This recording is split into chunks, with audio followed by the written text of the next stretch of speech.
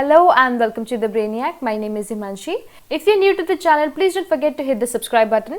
हम यहाँ डिस्कस करते हैं the top post current affairs of the day. आज की डेट है 4th of June. So let's get started.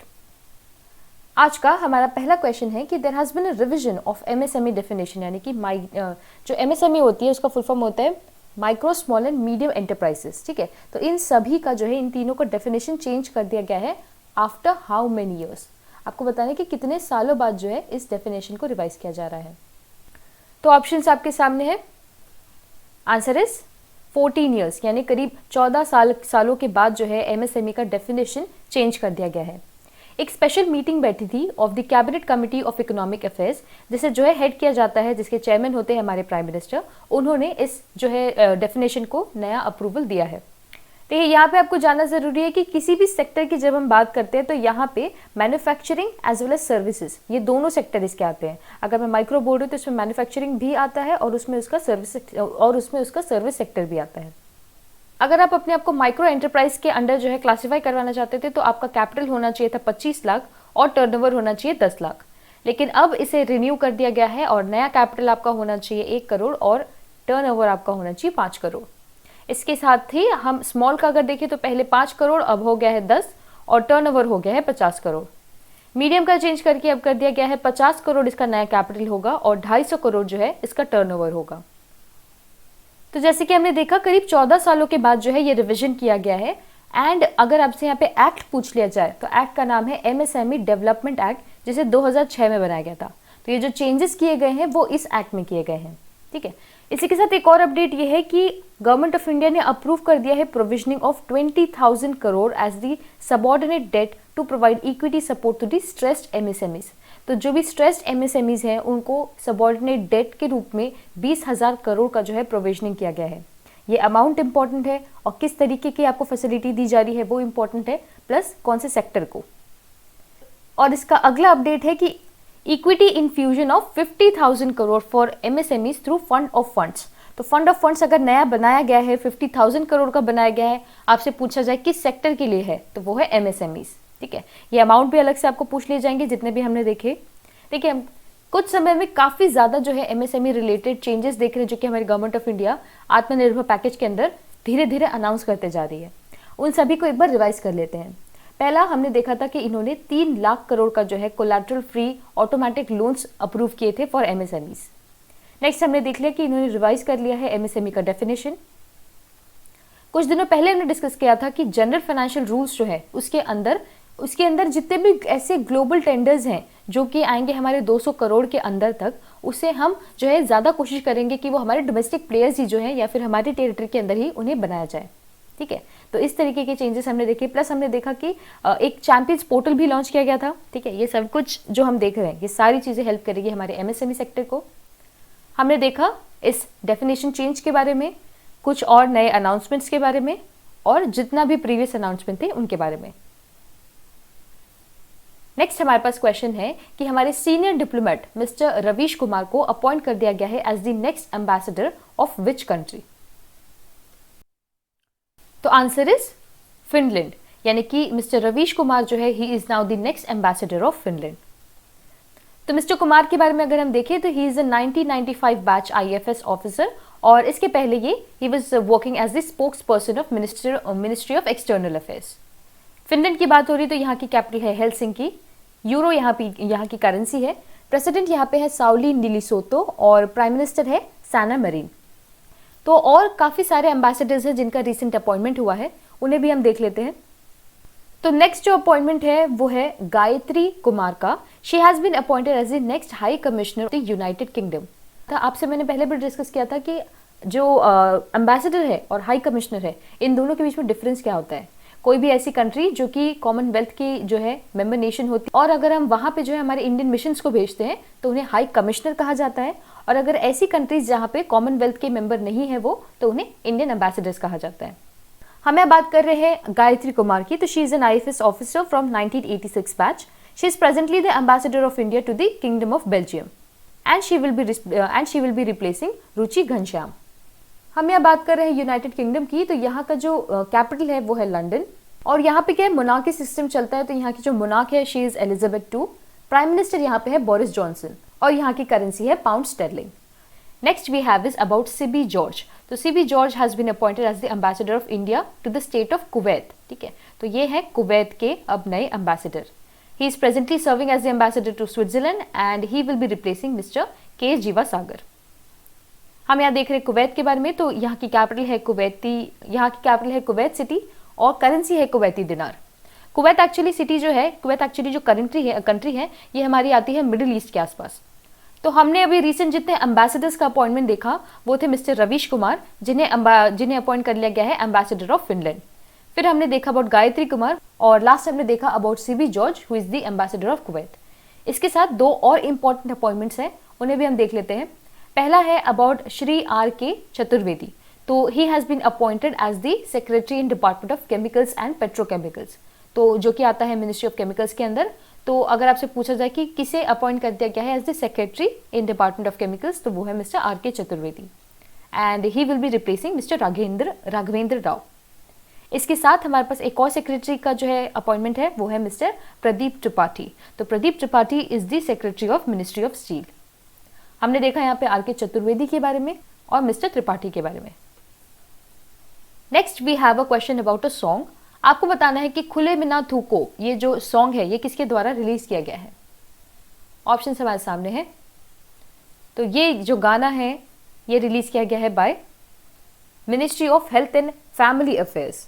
तो ये एक थोड़ा सा अनयूजुअल डेवलपमेंट है जो कि हम देख रहे हैं यहाँ पे कि मिनिस्ट्री ऑफ हेल्थ अफेयर्स ने एक सॉन्ग रिलीज किया है। एक्चुअली एक सॉन्ग नहीं है, ये एक तरीके का रैप है जो कि रिलीज किया गया है हमारी मिनिस्ट्री ऑफ हेल्थ अफेयर्स के द्वारा।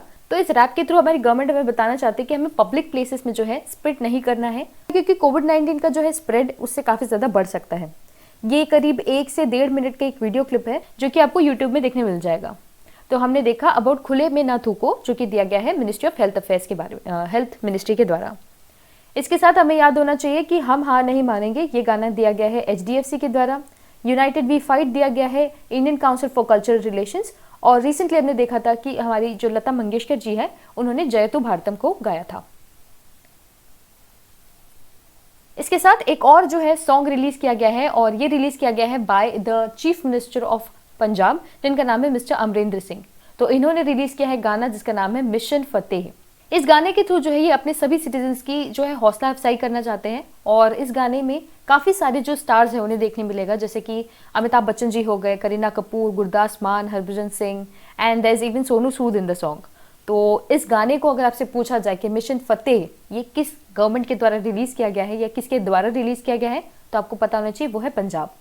तो हमने देखा मिनिस्ट्री ऑफ हेल्थ अफेयर्स का गाना एंड अबाउट पंजाब गवर्नमेंट का गाना। नेक्स्ट हमारे पास क्वेश्चन है कि जो स्टेट बीजेपी के प्रेसिडेंट थे mister KN Lakshmanan, he has recently passed away. आपको बताना है कि ये जो है ये किस स्टेट को बिलोंग करते थे या किस स्टेट के जो है बीजेपी प्रेसिडेंट रह चुके हैं। Answer is Tamil Nadu. हम यहाँ बात कर रहे हैं मिस्टर KN लक्ष्मणन की। He has been a former 2-time Tamil Nadu state BJP president and he has recently died because of age related elements.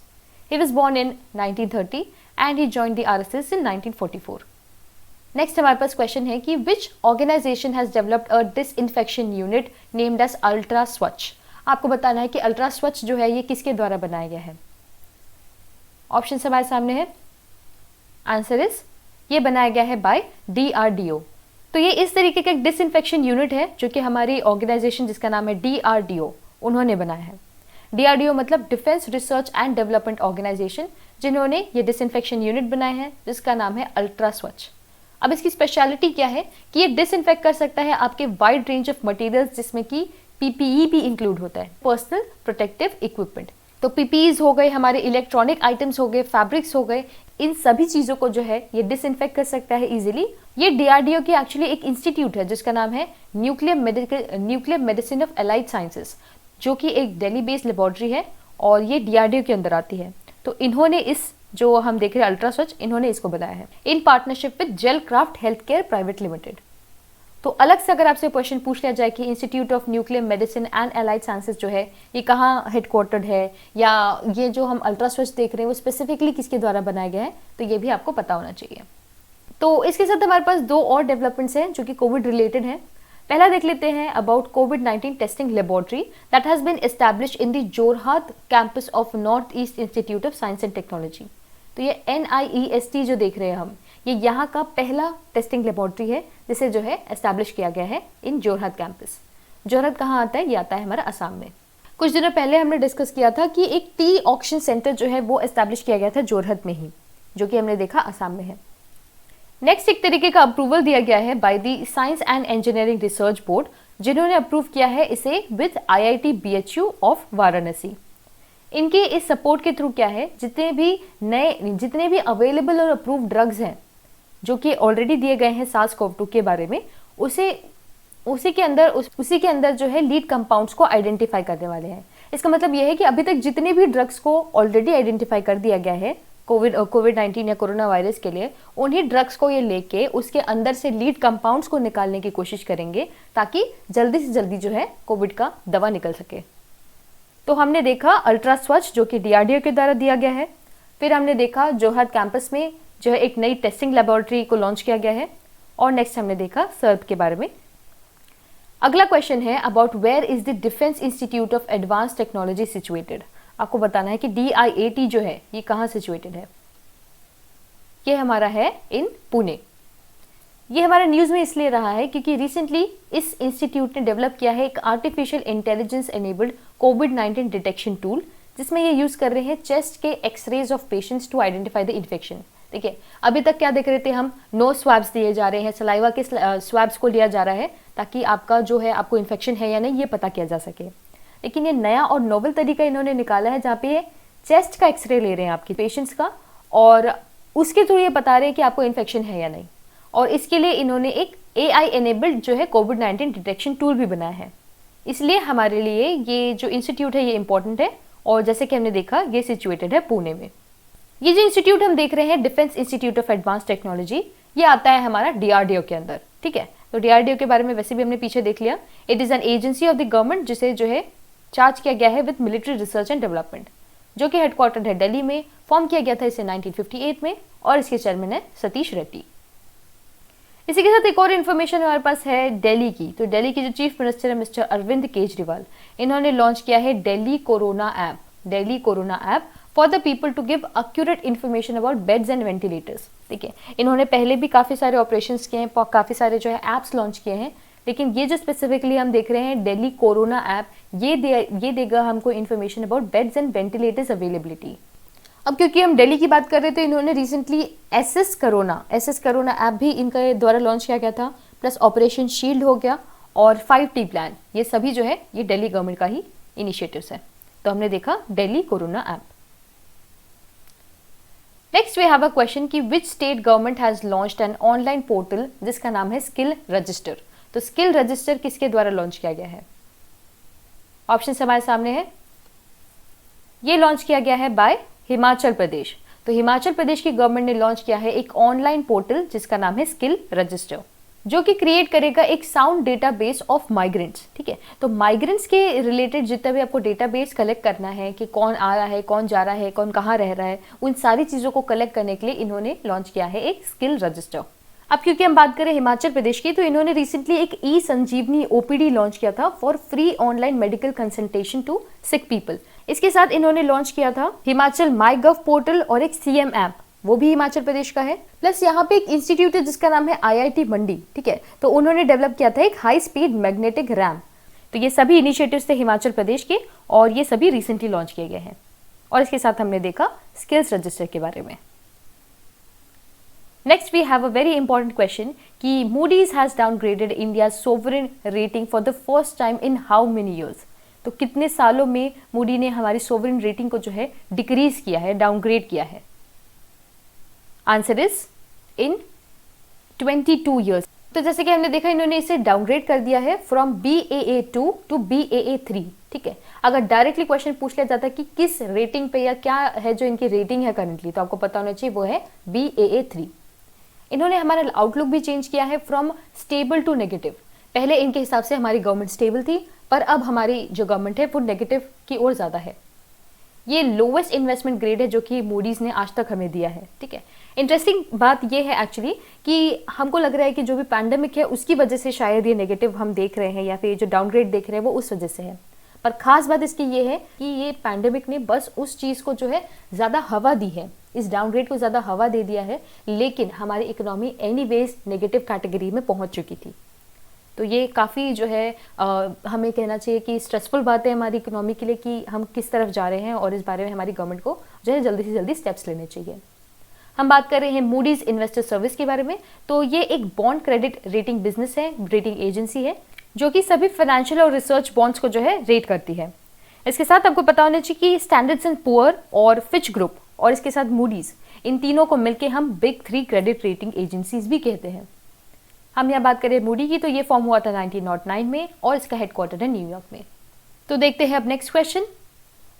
Next we have is according to the IANS Sea Water State of the Nation 2020 survey, which state CM is the most popular? तो एक सर्वे हुआ है जिसका नाम है state of the nation 2020 सर्वे। आपको बताना है इसके अकॉर्डिंग कौन से हमारे जो चीफ मिनिस्टर है वो सबसे ज्यादा पॉपुलर है। तो आंसर इज हमारे ओडिशा के जो चीफ मिनिस्टर है mister Naveen Patnaik, he is the most popular. हम इस सर्वे के बारे में देखें तो ये शुरुआत हुई थी इसकी 2009 में। ये क्या करते हैं कि इस सर्वे को हर हफ्ते चलाते हैं, यानी 52 वेव्स में चलता है, 11 लैंग्वेजेस में चलता है, और इस साल का जिनका टारगेट सैंपल था वो करीब 3000 लोग थे। तो 3000 लोगों के हिसाब से अगर अब देखा जाए तो mister Naveen Patnaik is the most popular chief minister. इसी के साथ देखें तो इसके बाद जो मोस्ट पॉपुलर आते हैं वो है छत्तीसगढ़ के भूपेश बघेल, और यहाँ पे सेटिस्फैक्टरी लेवल पे भी गवर्नेंस को भी जो है रेट किया गया है। जैसे कि सबसे ज़्यादा सेटिस्फाइड है हिमाचल प्रदेश के लोग अपनी गवर्नेंस से, और सबसे लोवेस्ट में आ जाते हैं हमारे गोवा, हरियाणा, केरला। तो हमने देखा about the state of nation 2020 survey. Next we have a question कि फ्लाइजी ऐप जो है ये किसके द्वारा डेवलप किया गया है? ऑप्शन हमारे सामने है। फ्लाइजी ऐप, तो ये डेवलप किया गया है by IIT Madras. IIT Madras ने फ्लाइजी ऐप बनाए हैं।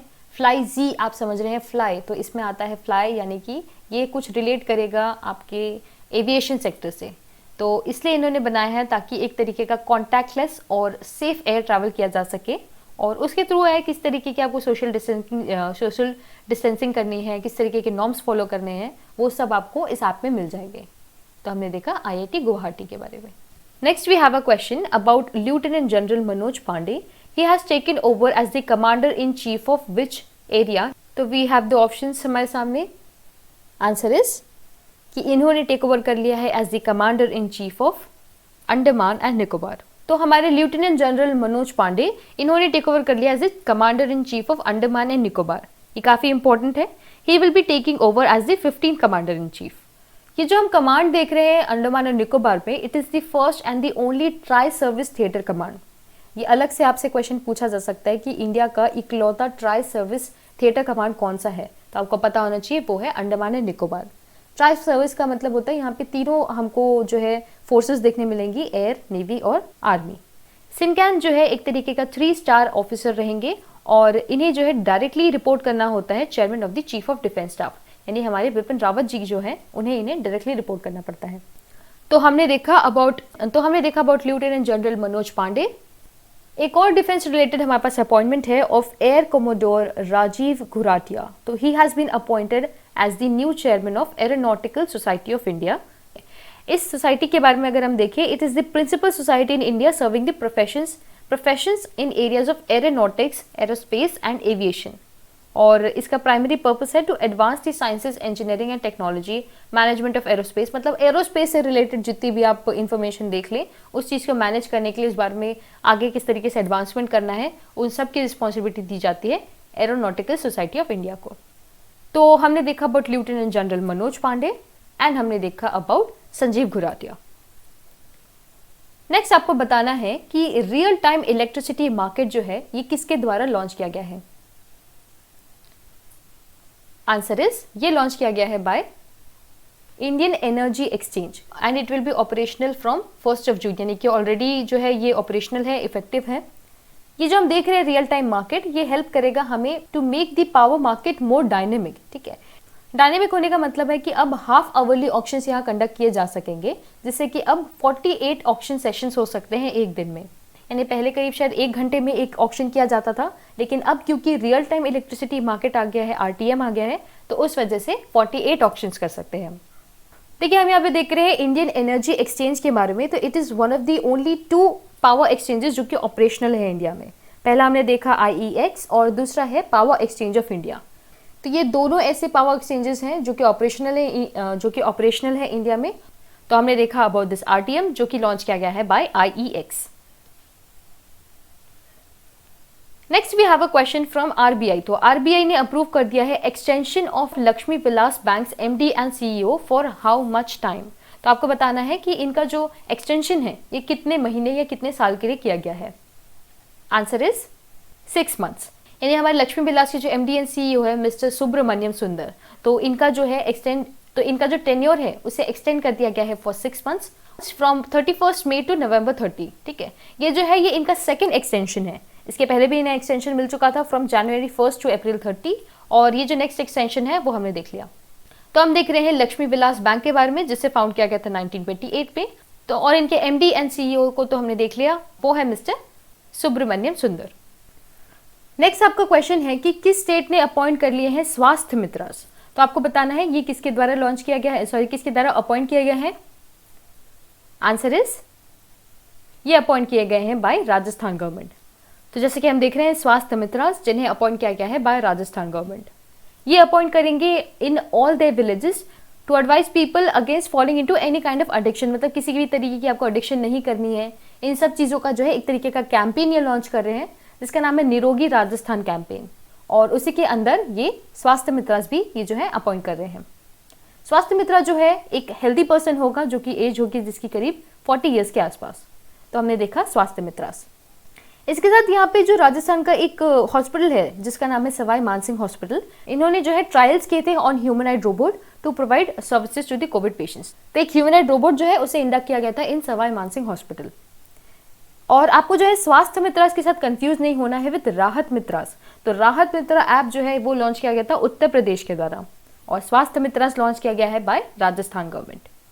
हम देख रहे हैं यहाँ पे राजस्थान के बारे में। तो यहाँ के चीफ मिनिस्टर है मिस्टर अशोक गहलोत, गवर्नर है कालराज मिश्रा, कैपिटल है जयपुर, स्टेट एनिमल है यहाँ कैमल, बर्ड है इंडियन बस्टर्ड, फ्लावर रोहिदा और ट्री है खेजरी।